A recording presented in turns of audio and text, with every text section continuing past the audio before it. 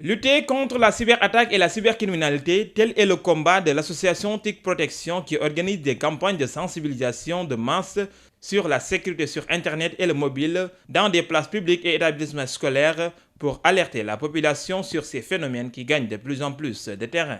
Beaucoup d'établissements au Sénégal ont introduit l'utilisation des technologies de l'information et de la communication sans pour autant prendre en compte l'aspect cybersécurité.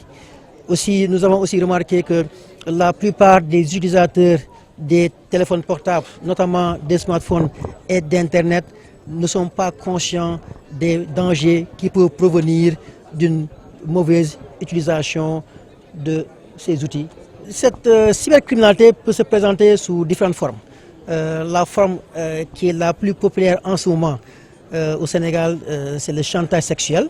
Nous avons aussi l'usurpation d'identité. Et comme nous le savons, avec l'anonymat qu'offre Internet, il est facile de créer une nouvelle identité. Nous avons aussi l'escroquerie en ligne. Sur Internet, par exemple, pour l'année passée, on avait eu 313 infractions signalées.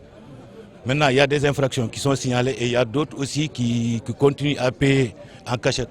Mais vraiment, nous invitons les populations qui sont victimes de chantage de se rapprocher de nos services pour qu'on puisse prendre en charge.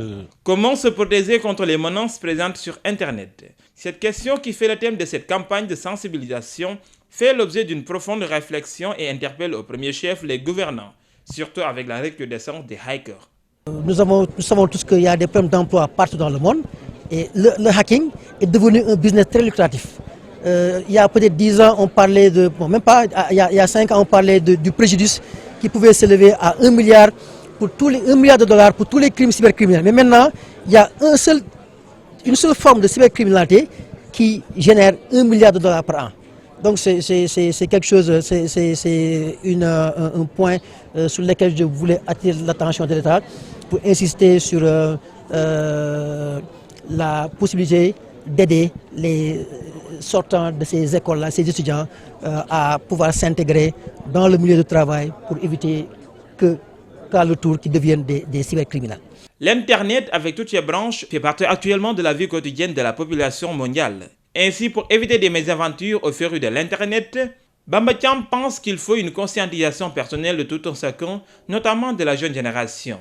Il faut savoir protéger ses données personnelles.